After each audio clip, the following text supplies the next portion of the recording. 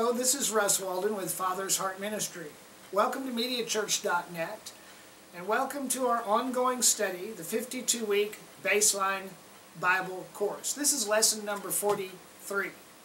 We're going to turn again to Daniel. This time we're going to chapter 8. We've been looking at visions in chapter 7, but now we're going to process forward to the vision of the prophet Daniel in chapter 8, and you're going to notice that there's considerable repetition.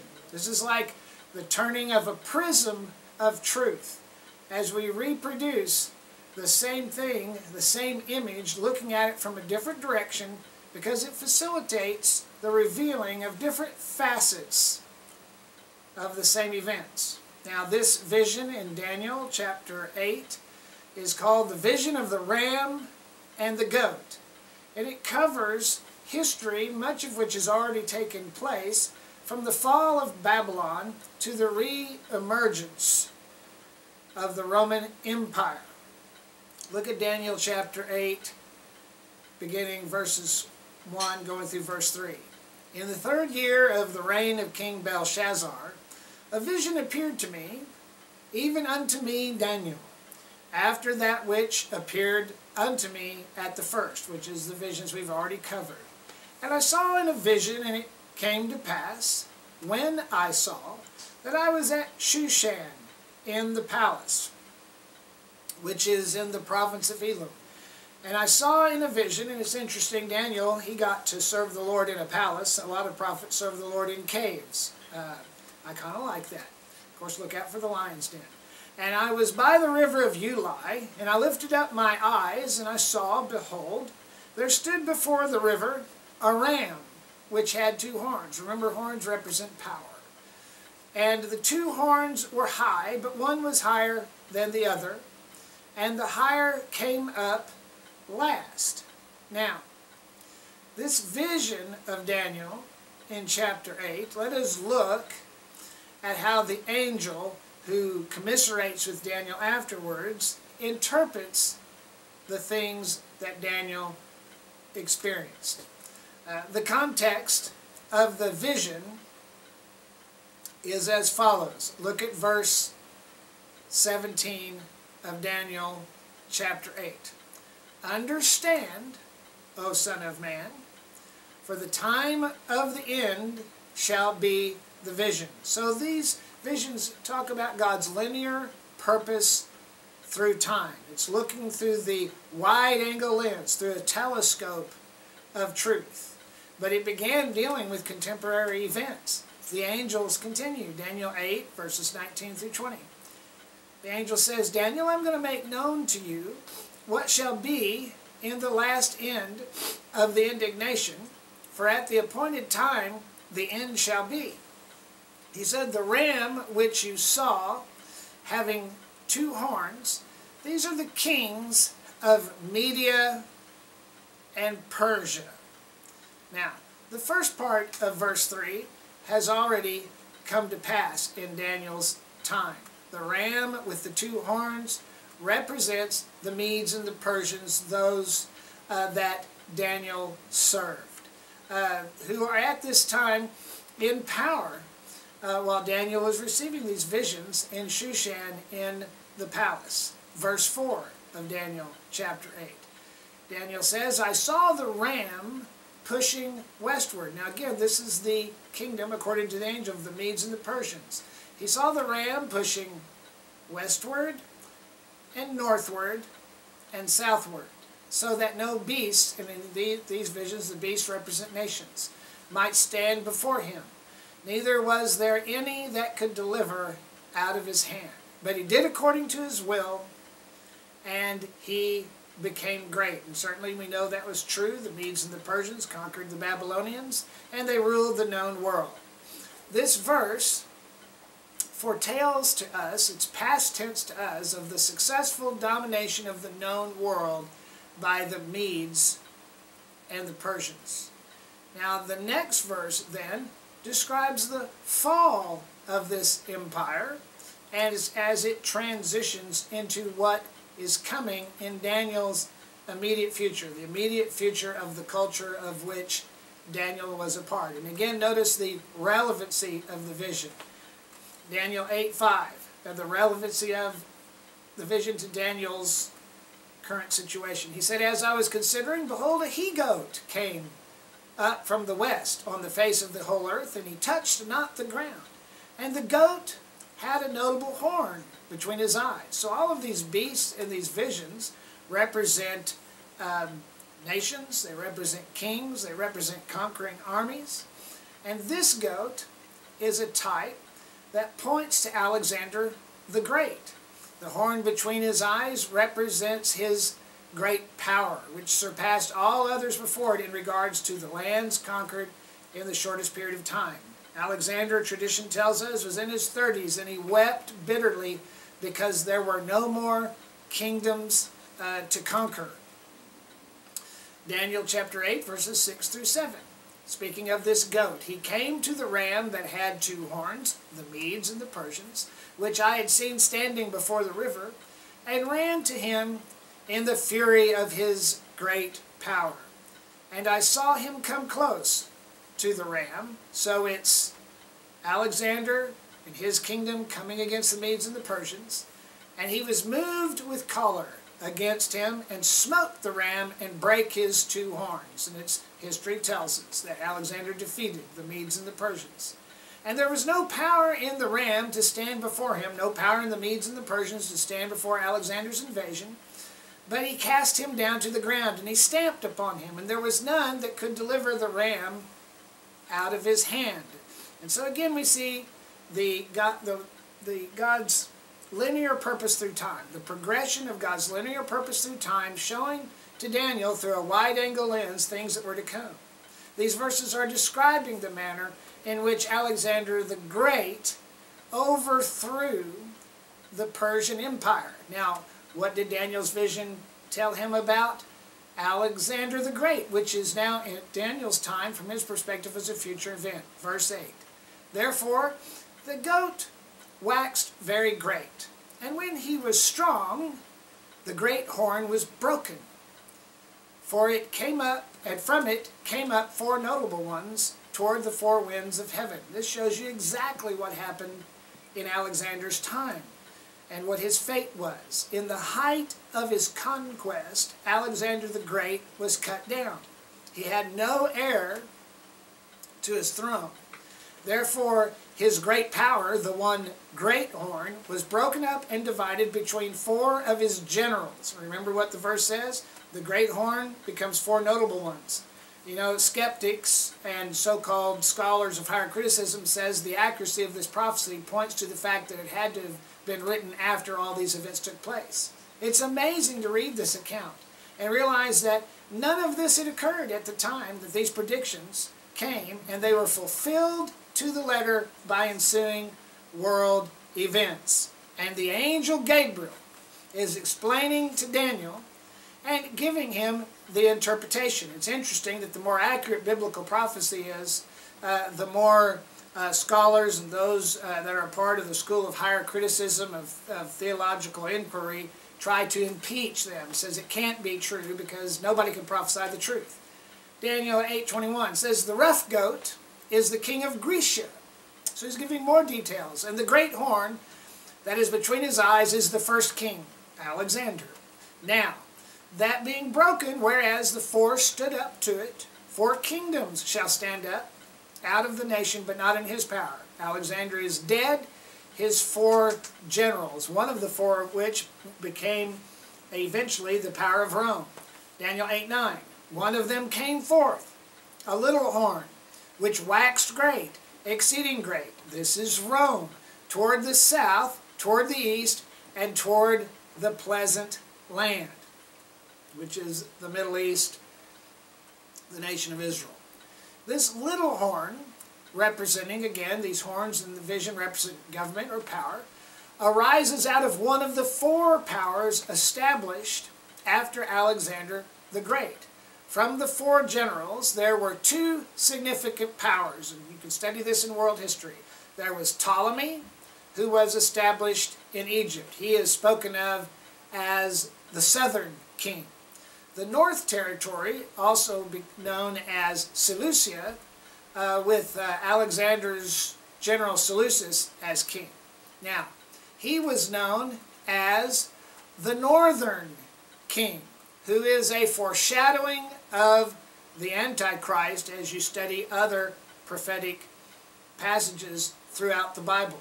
This little horn in this verse comes out of one of the four notable horns, the four generals that took over Alexander's empire after he died.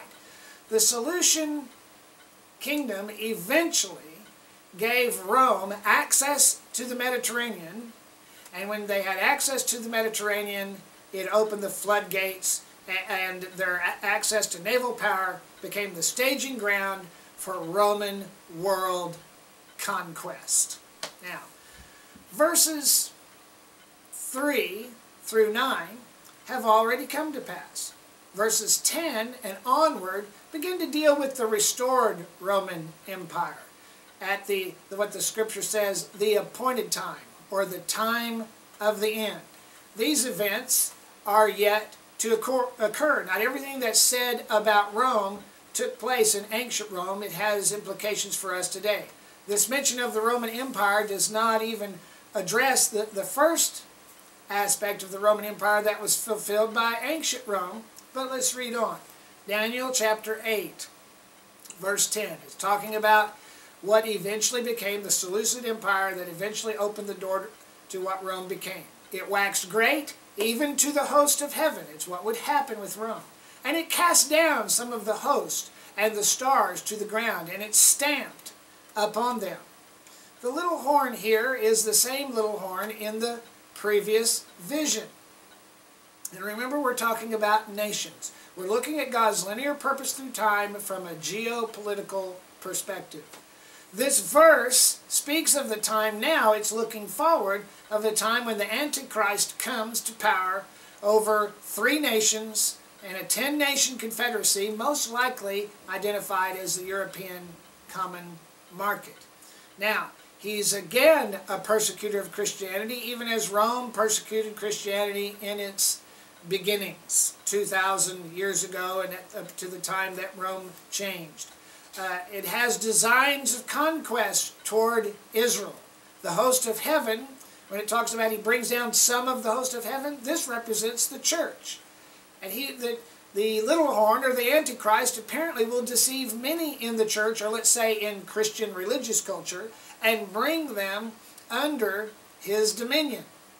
Daniel 8, verse 11, it says, yes, he magnified himself, even to be the prince of the host. Now, who's the prince of the host? That's another word for King of Kings.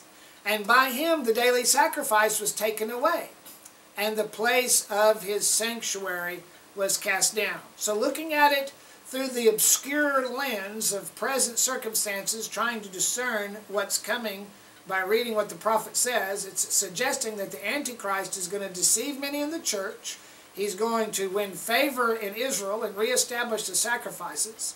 He's going to allow himself to be thought of as a messianic figure. In the church, he will be seen as a messianic figure in Islam. He's going to have influence in the Middle East, and he's going to have close ties with Israel. The mention of the temple and the daily sacrifice does indicate that the Jewish temple will be rebuilt, and the ancient Jewish religion will be restored. So he's a man that has favor. He has favor with Christian culture, Jewish culture, Islamic culture. And what is commonly known as the Wailing Wall is the only remnant of the foundations of the ancient temple of the Jews. And above it rests an Islamic holy mosque. One of the holiest locations is where they believe that Muhammad ascended up into heaven. So he has favor with Islam, he has favor with Christianity, he has favor with Judaism. It would seem likely that some of these events taking place in Israel, where we have to assume the Temple Mount is going to be reclaimed. The mosque is going to be destroyed, or it's going to be converted. The temple is going to be rebuilt, and ancient sacrifices are going to be restored. Now, these events, no doubt, would ignite great turmoil in the Middle East. It's unlikely that the Islamic world will just simply hand over the Temple Mount. They will either lose it by conquest, or they will have such favor toward this Messianic leader that they're willing to negotiate with him over this holy site. But nonetheless, it's going to be a time of great shift and great instability. He's going to be a man with answers and the ability to implement them in the Middle East. Romans 8:12. He said, "And a host was given him against the daily sacrifice by reason of the transgression. And it cast down the truth to the ground, and it practiced, and it prospered." In other words, the Antichrist is going to be such a charismatic world leader that people are going to be willing to relinquish ancient traditions in order to seek the peace that he's offering. The Antichrist, at some point, however, he's going to put a stop to the temple sacrifice that he opens the door to being reinstituted, because he's trying to appease, he's trying to keep this balance between Islam, Christianity, and Judaism. He's going to seek to unify the Jewish and the Islamic religions by establishing a hybrid of the two within himself as its new prophet, with Christianity standing by, giving its tacit approval. Now, Daniel 8:13-14, he said, "I heard one saint speaking, and another saint said unto that certain saint, How long will be the vision concerning the daily sacrifice, the transgression of desolation, to give both the sanctuary and the host to be trodden under foot?" And so we see there are saints involved. There's Christianity as a religious culture, Islam as a religious culture, and Judaism, but then there's the saints of the Most High. "And he said unto me, 2,300 days, then shall the sanctuary be cleansed." So he's talking about a 3.5 year of transition, where the Antichrist seems to be in the ascendancy. He's seen as a man of peace. He's solving problems between these three conflicting cultures. He goes on in verse 14, 2,300 days, it amounts to approximately 6.5 years. The significance is unclear, but it is familiar with the seventh tribulation taught by many as the transitive time just before the millennial reign of Christ. Now, Gabriel further elaborates on these future events in the following verses. Now, you got to understand, we have to hold all these things loosely. The Scripture says we see through a glass darkly, we hear in part, we know in part. And you can literally talk yourself in many different directions, but you have to be able to look at these things and begin to discern what God is saying. Verse 23, "In the latter time of their kingdom, when the transgressors are come to the full, a king of fierce countenance." There's going to be a change. The man of peace becomes a king of fierce countenance. "And understanding dark sentences shall stand up.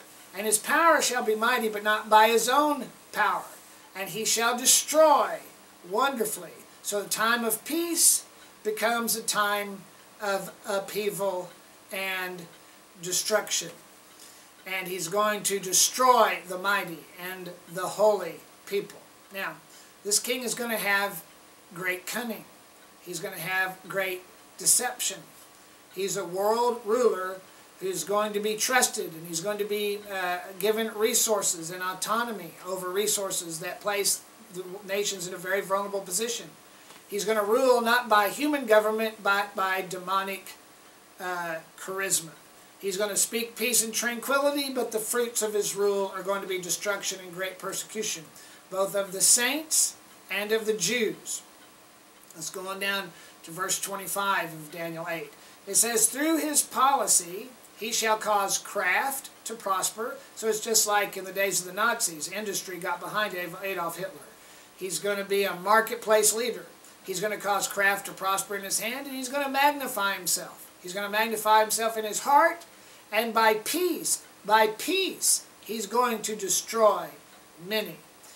He shall also stand up against the prince of princes. But, who's the prince of princes? It's the king of kings.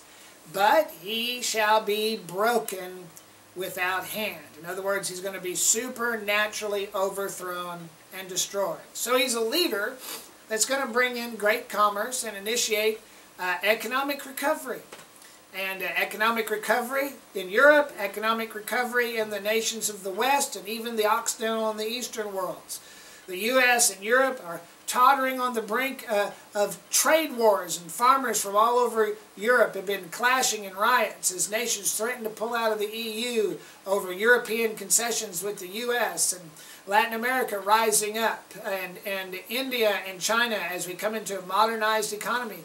These people are ignoring old prejudices, but they're reuniting in a call to reform and leadership. They're looking for answers. They're ripe, even as pre-war Germany was, for the coming of a great king with his dark sayings and his great solutions to world problems. He's going to magnify himself, and he's no doubt going to offer himself to the Christian, Catholic, Protestant, Islamic world as a new Muhammad, a new messianic figure. He's going to compare himself, and he's going to be compared with Jesus. And he would succeed if it were not for the intervention of God. For these religious cultures are not going to be able to ignore or to overthrow the riveting force of this man's charisma. Now, we say, well, where's the church going to be in all this? There's a lot of opinions about that, and we haven't got to that in our lesson yet. We're going to continue on this. We do have some more lessons we're going to bring forth on the end times. But the main thing we need to see is that Daniel, thousands of years ago, by a vision from God, was revealed God's linear purpose through time. He had a perfect understanding in all of his visions of how human history would inexorably be brought to the place that the government of God would be established. And I say to you that no matter what the upheaval is, the sky isn't falling, the kingdom is coming. And that's the underlying message behind these obscure, dark, and sometimes confusing visions. And we need to look at them from that perspective. We're not trying to figure out what the devil is doing. The prophetic is primarily the apocalypse of the Christ. It's seeing what God is doing in the earth and being excited because the geopolitical atmosphere around us fits the template that points to us of the hastening of the coming of Christ. We look forward to picking this up again next week. God bless you.